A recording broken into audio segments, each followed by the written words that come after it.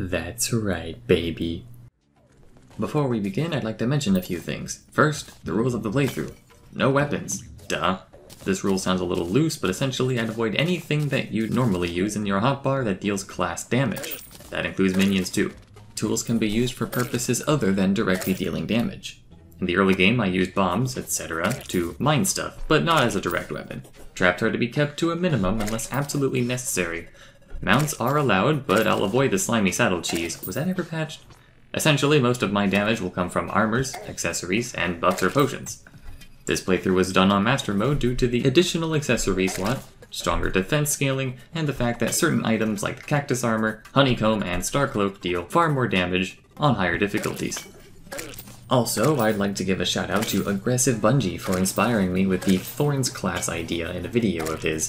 And also thanks to my friend Hello for telling me that I should be recording this. But by that point I was already about halfway through pre-hard mode, so there wasn't much I could record except for rematching the bosses. Using the correct gear, of course. Let it be known that the start of the game was one of the most excruciating things I have ever crawled through. So here's a mock-up of how the early game went.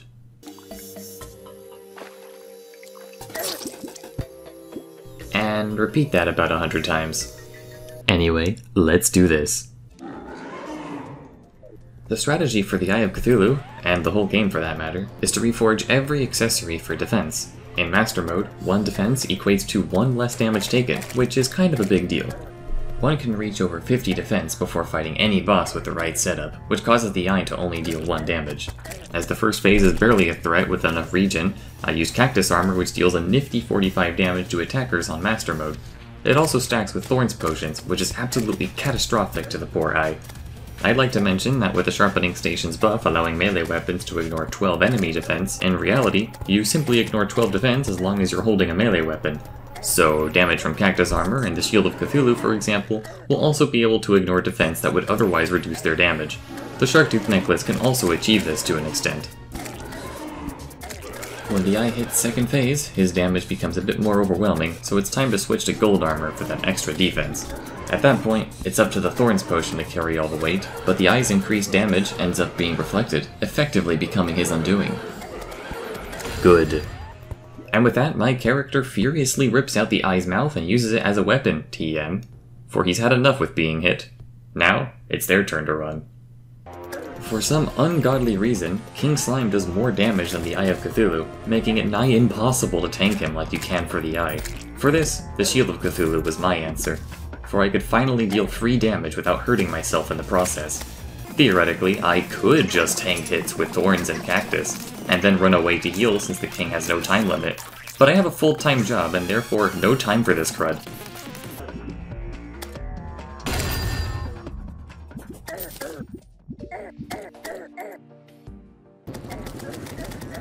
It took me a couple of tries to get the Eater of Worlds right, but in short, tanking him isn't very viable unless your DPS is high enough.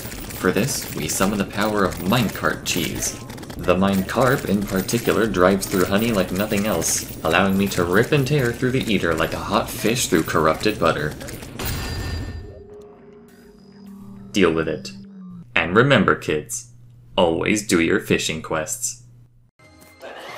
With the Eater down, I have access to the Worm Scarf, essential to my build, and the Nightmare Pickaxe, which unlocks that sweet, sweet Molten Armor, which I forgot to equip for my Queen Bee rematch, which made it more tedious than necessary.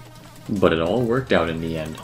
I was worried about my lack of a Bezoar? But it turns out that my insane amount of regen counteracted the poison quite nicely. Bonking something with the Shield of Cthulhu gets me a bit of iframes, which allows me to freely dash head-to-head at the Queen Bee, punishing her for charging at me. One of the many reasons my character is aptly named the Punisher.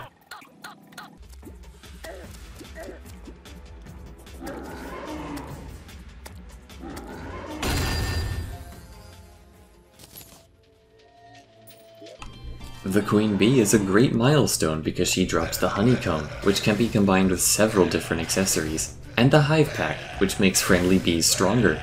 Now that I've successfully taken custody of the Queen's children, they will, gladly or otherwise, defend me when I'm attacked. This makes the next few bosses possible. For example, let's bully the Deerclops.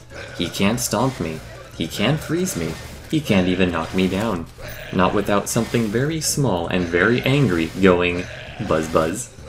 With all my usual buffs, plus the underrated warmth potion, Deerclops' damage is effectively nullified, allowing me to furiously jump into his hitbox and cover him with my newly adopted children. Consider this payback for that dumb Shadow Hand mechanic.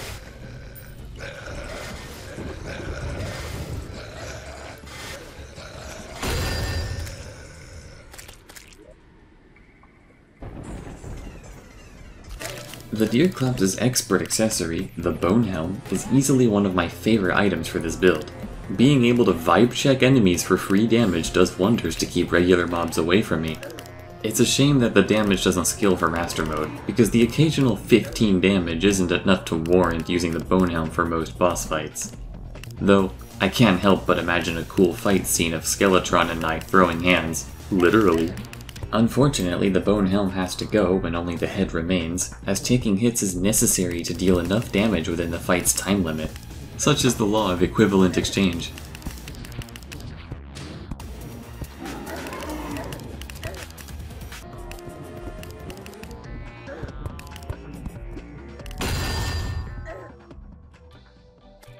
For a while I'd thought about how my Wall of Flesh fight was gonna turn out. I pondered to myself, how do I tank him? His damage is way too high. Would I have to resort to using traps, like boulders? Then it hit me. The key to my entire next strategy. The Obsidian Rose. All my defense already protects me a substantial amount from lava. The Obsidian Rose would merely bring lava down to 1 damage. But wait, there's more.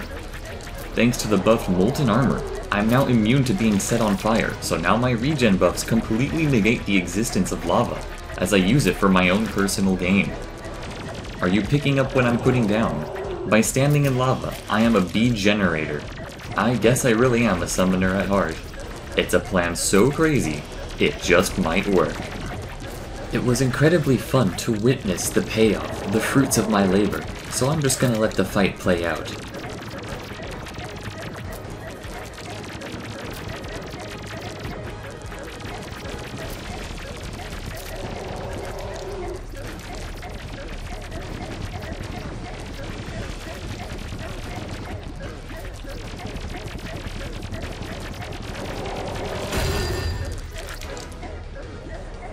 Against all odds, the Punisher stomps his way into hard mode, armed with only his bare hands and a desire to succeed.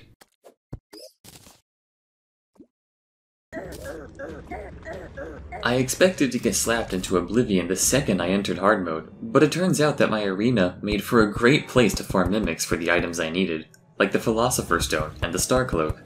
Until I beat a mech boss, the Underworld is a relatively safe place. Who knew that farming is easier when you have control over the whole screen? With my next items acquired, my next target would be Queen Slime, as her volatile gelatin would make for a fine replacement for my Bone Helm. But I know better than to fight her with Molten Armor, so I fished, and I fished, and I fished some more, until I got enough crates to craft a full set of Palladium armor. Author's note, I don't break demon altars because I actually care about my worlds. Its set bonus would allow me to somewhat negate burning from lava, while providing me with the defense I needed, desperately needed, to survive the Queen's simps and projectiles. I realized that it would be perfectly viable to fight her on my bridge in the Underworld, as that's exactly where she belongs. With that, my bees and I were prepared to topple another monarch. And then we got snapped out of our power trip as we got snapped in half, again, and again, completely crushed under the weight of the Queen's massive, succulent body. It is then that I remembered that for some reason, the Queen is faster and stronger than some of the mech bosses, for reasons that Relogic will never reveal to us mortals. But I'm not one to give up easily, for my will is nearly unbreakable.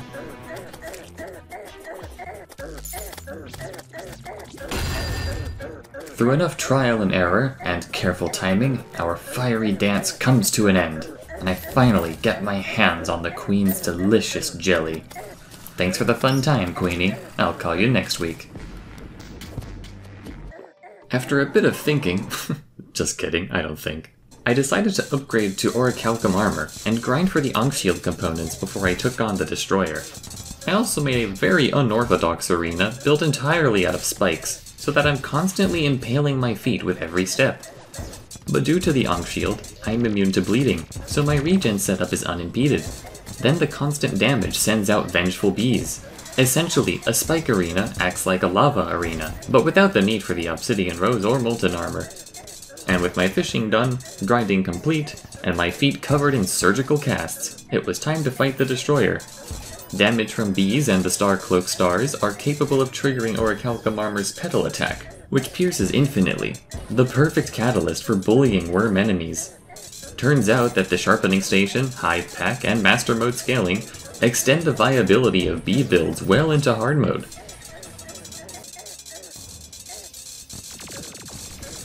And after decorating the destroyer with bees and flowers, and tying it up like a balloon animal, the Punisher promptly approaches a more challenging opponent, Skeletron Prime.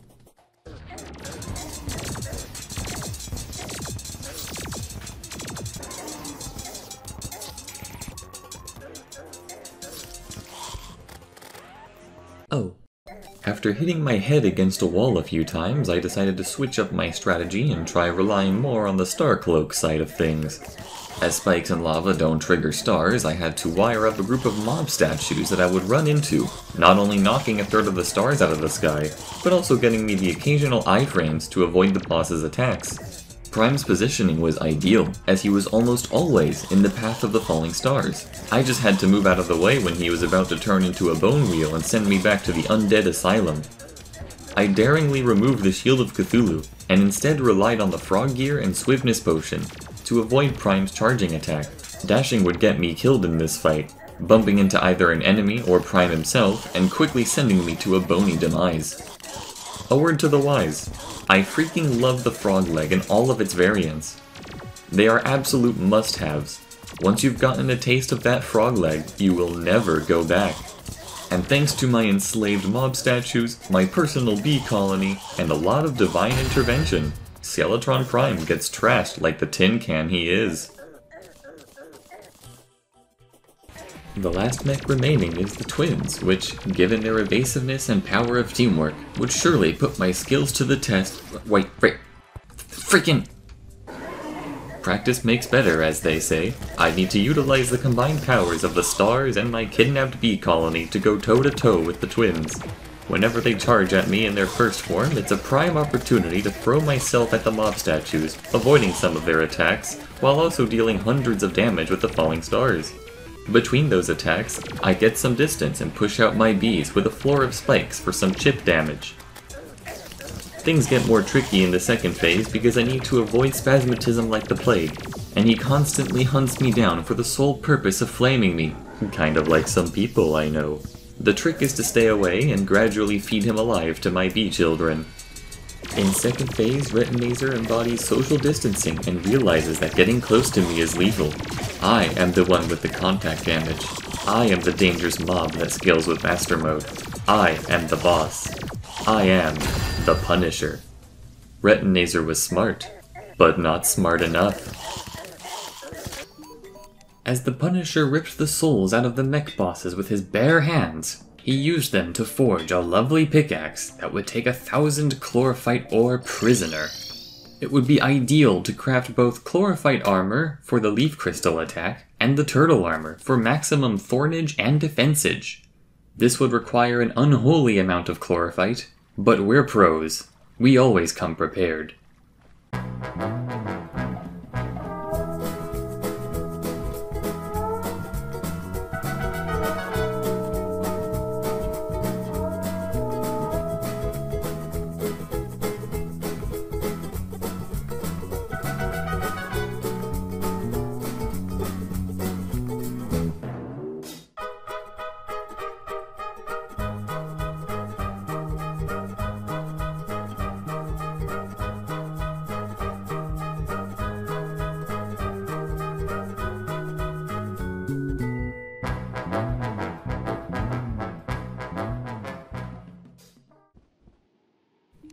And that is why the mining set is the best armor in the game.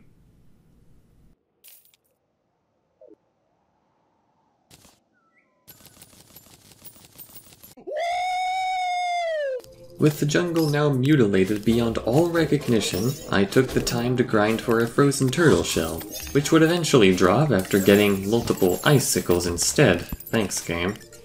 I was going to need the shell for my inevitable clash with Plantera. I see Plantera as probably the biggest hurdle in the game, especially in Master Mode. I brainstormed all the possible ways I could wrestle her without turning into fertilizer for a jungle that doesn't even care about me. And then, it finally happened. I began to think. Plantera in her first phase deals 150 damage on Master Mode. Assuming I had about 100 defense, this could directly reduce the damage to about 50. But counting the damage reduction from the Turtle Armor, Worm Scarf, and Endurance Potion, that's about 42% less damage taken, causing Plantera's damage to become around 28, probably less so when you throw in the defense boosts from the Bass Statue and the Iron Skin Potion. Plantera's first phase may as well be skippable. In phase 2, her damage would spike to 210 at base. Given the previous calculations, that damage would round down to about 60, give or take. This would add up, however, and eventually kill me before I can win the DPS race. But that's when Plantera activates my trap card, the Frozen Turtle Shell, reducing damage further by 25% when I'm under half health. That's 67% damage reduction in total, on top of a flat 100 less damage from all that defense. Combine that with a Life Force potion so that I now have additional HP that falls under the Frozen Shell's threshold. Assuming that Plantera now deals 45 damage, it still wouldn't allow me to just sit there and win, but that's where my regen buffs and mob statues come in, to increase my survivability further. But in order to allow that regen to catch up with the damage I take, I need to go longer without getting hit in order to supplement this. This leaves the final piece of my anti-Plantera puzzle. The Star Veil, which increases my iframes after getting hit, while causing stars to fall. That being said, my B strategy was finally shelved, allowing me to focus purely on being a tank. With all pieces in place, it was time.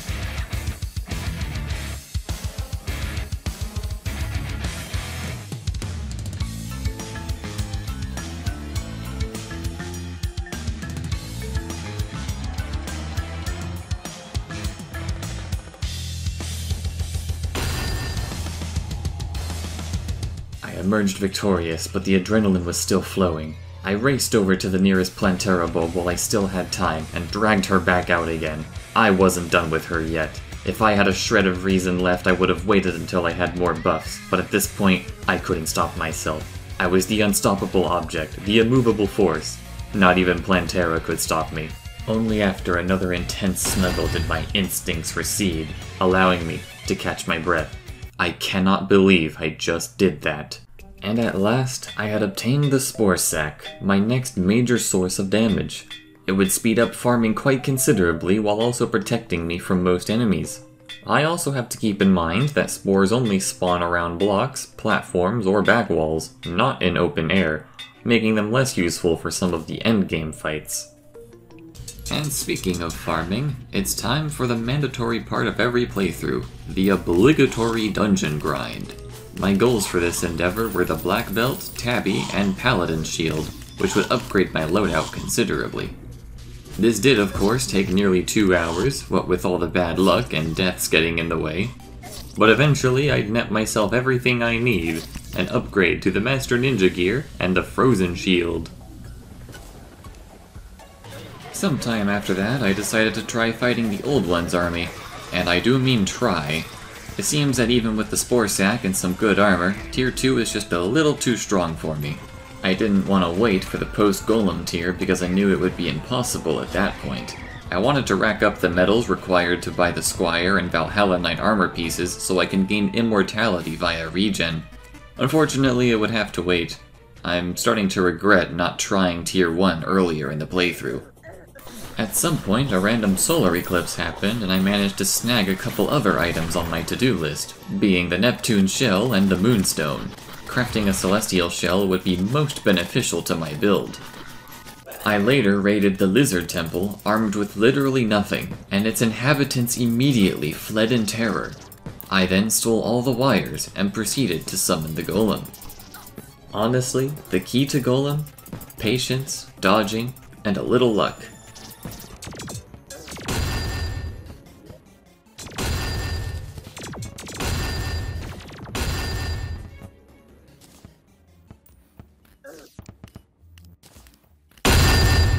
My passive-aggressive rampage eventually came to a halt after a failed Old One's army attempt using temple traps, which I won't bother showing. Instead, I did a bit of research on some other potential items I could get. Turns out, the Sand Tank from the Frost Moon is capable of dropping a Master-exclusive tank mount, which has surprisingly solid damage. Considering I only have to advance the Frost Moon enough to take down a Sand Tank or two, it was all a matter of luck from there.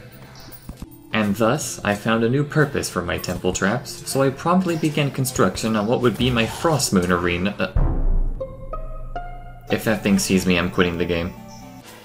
For maximum efficiency, I also had to fill all the nearby caves so that every mob spawns perfectly on the pads of dirt on either side of the...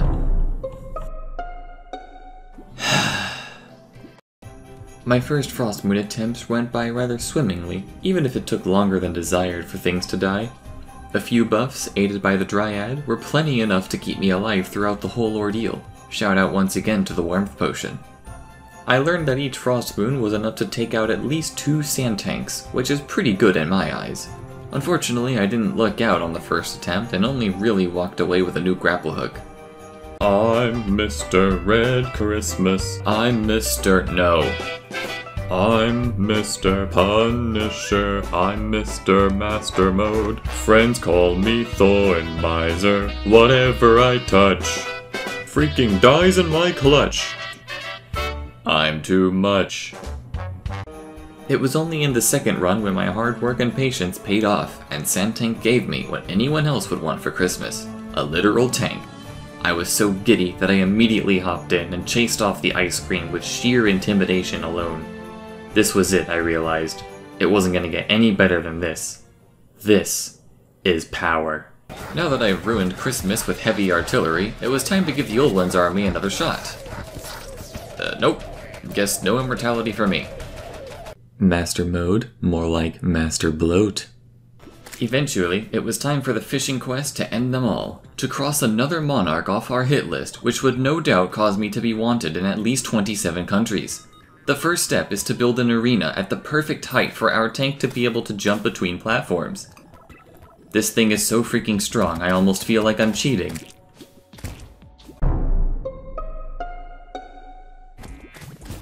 Try as I might, however, my fight with Duke Fishron didn't go perfectly as planned.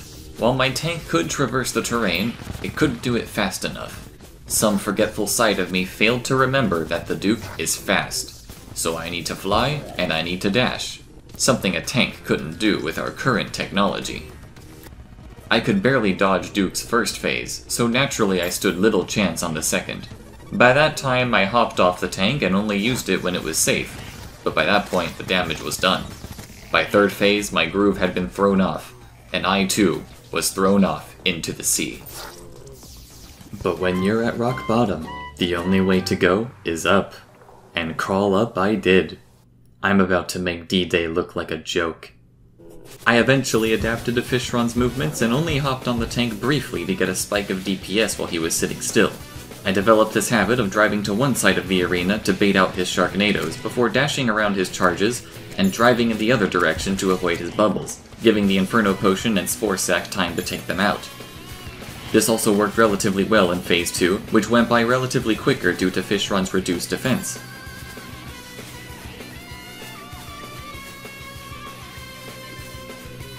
Finally, in Phase 3, It was all a matter of keeping track of his patterns and allowing my Leaf Crystal and Spore Sac to essentially take care of the rest.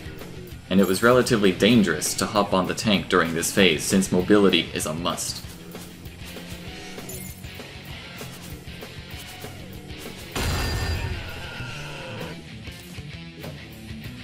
And that, my friends, is how I blew this menace out of the water.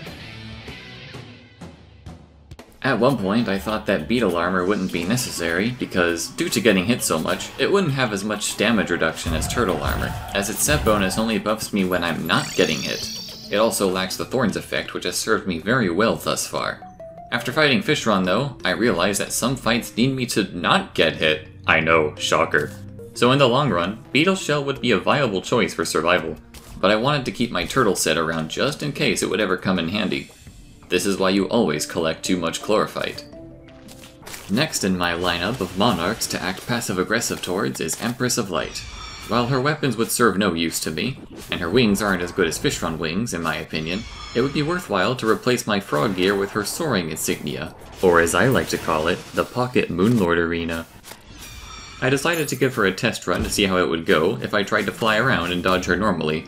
I was not impressed with my damage, even for my pacifist standards.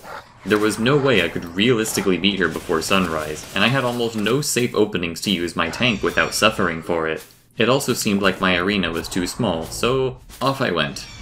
My tank couldn't reach her most of the time due to her always being above me. Just like Skeletron Prime, Boys, we're going back to the Starcloak.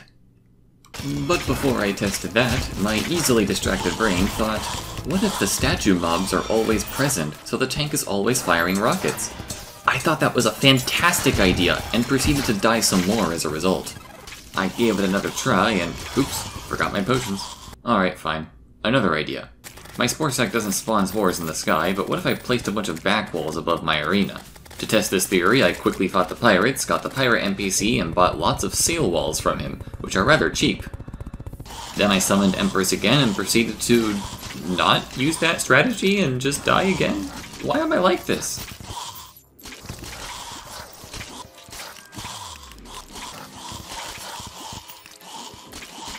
Turns out, I ended up trying the flying strat way later, and to my dismay, it made almost no freaking difference.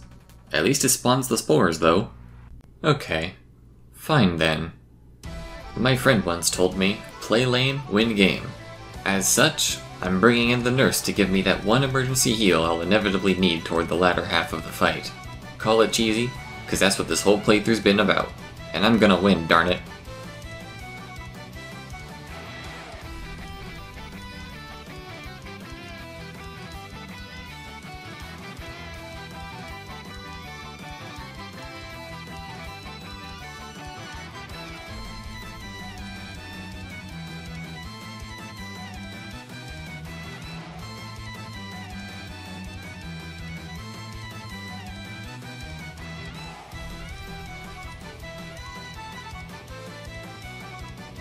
Frick you! Only a few things remain as this playthrough slowly draws to a close. For starters, I spent a very, very long time building a very, very long bridge that would serve as my Moonlord arena. Although I can fly infinitely, it's obvious to me that my tank is my best source of damage, so having a runway to drive it on would be optimal. I also littered my arena with every regen buff I could, which took about 19 life crystals. I knew it was a good idea to collect those. For the final fight of perhaps my most challenging run yet, I have no reason to hold back.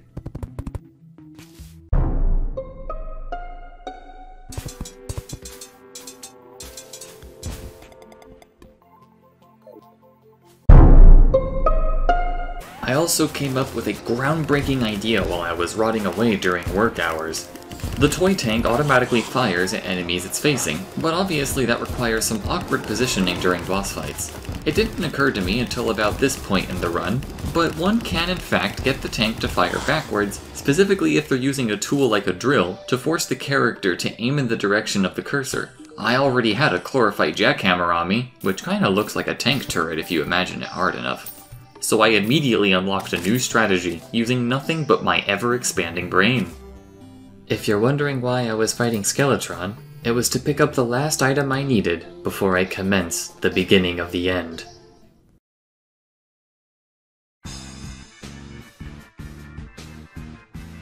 Thanks to Terraria, I can fulfill my dream of cosplaying a tank.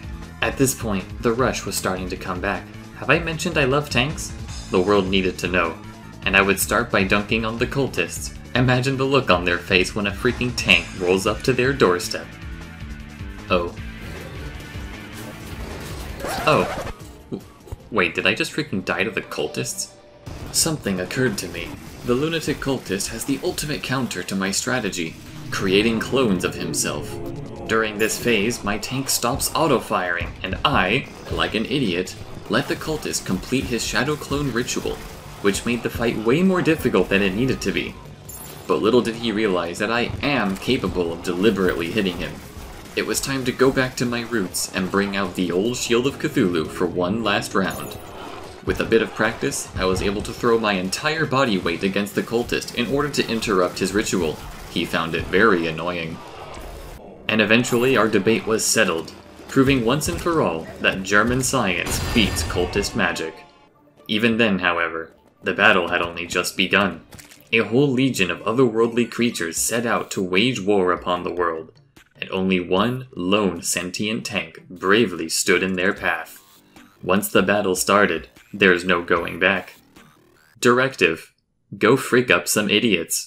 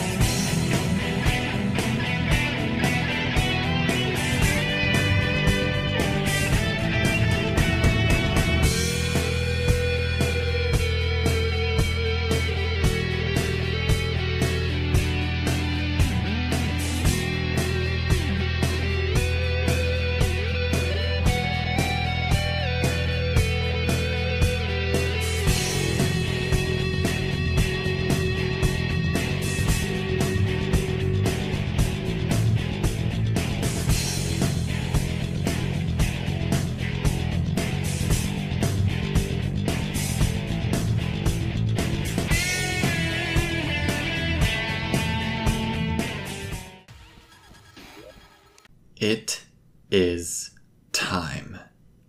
The clock is ticking. With all my celestial fragments, I make some last-minute preparations by crafting the best healing potions possible. All of my buffs are at the ready. There's nothing else left to do now, except oil my gears and wait. All I can hear is my own heartbeat.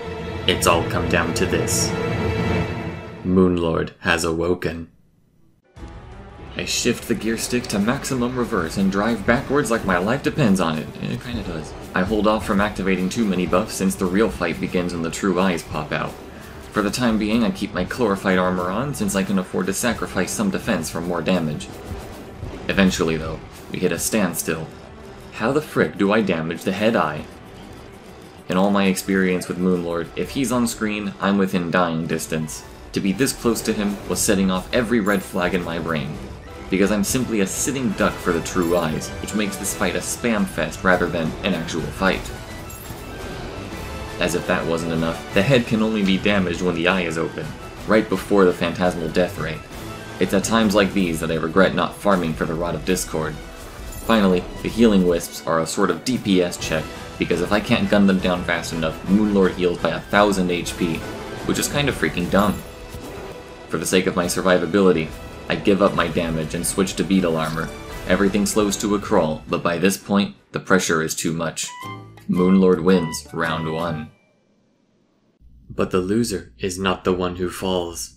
It's the one who doesn't get back up. In the time that followed my shameful defeat, I tried to think about what went wrong, and brainstorm ways to alleviate the pressure of the fight.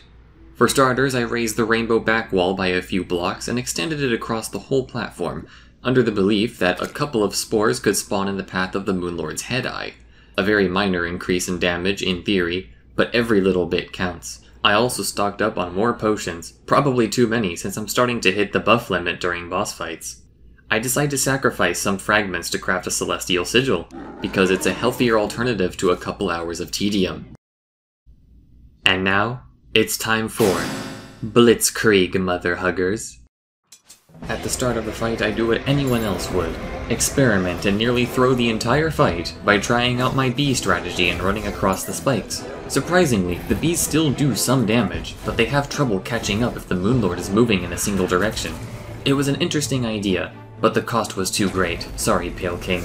After almost wasting my life on this, I switch back to the tried and true tank build and go back to my usual strategy of driving and firing. Once the True Eyes launched themselves at me, I tried my darndest to stay at the maximum possible distance that keeps the eye in the tank's line of sight.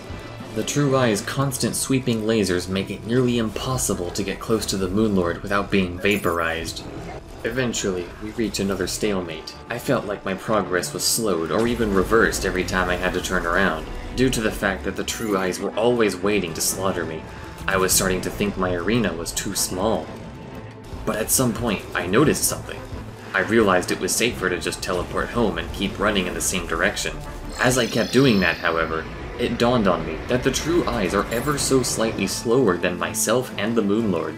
Furthermore, when teleporting home, the Eyes teleport relative to the same distance they were to the Moonlord when he warps. Finally, a behavior to exploit. The further I drive, the easier the fight becomes. Encouraged, I keep those treads rolling as I earn myself a clear shot of the last eye. After that, it's a matter of outrunning the third True Eye. The Moonlord's core has opened up, leaving it wide open and practically letting me unleash a barrage of bullets and rockets upon his heart. At last, everything has led up to this point. From throwing myself into basic enemies, to raising my own bee colony, to summoning the heavens themselves to rain down their fury upon some robots and a plant, to going fishing with armor-piercing rounds and high explosives, to merging my body and soul with a weapon of mass destruction so I can take on the God of the Moon. In the name of this world, I stand unafraid. Blitztank, win! Moonlord, you're finished. The entire fight took about 38 minutes, by the way. Well, we freaking did it. And there you have it. The answer is yes. You can beat Master Mode without weapons. If I'll be honest, this was one of the funnest runs I've ever done. You should try it sometime. I would like to say this was nothing but endless suffering, but honestly, this was rather cathartic to come home to after a long day of work. It's one of my first times making a video like this. I know it probably came out a little rough, but I hope you were entertained regardless. Thank you very much for watching and attending this odyssey with me. We'll see each other again before long.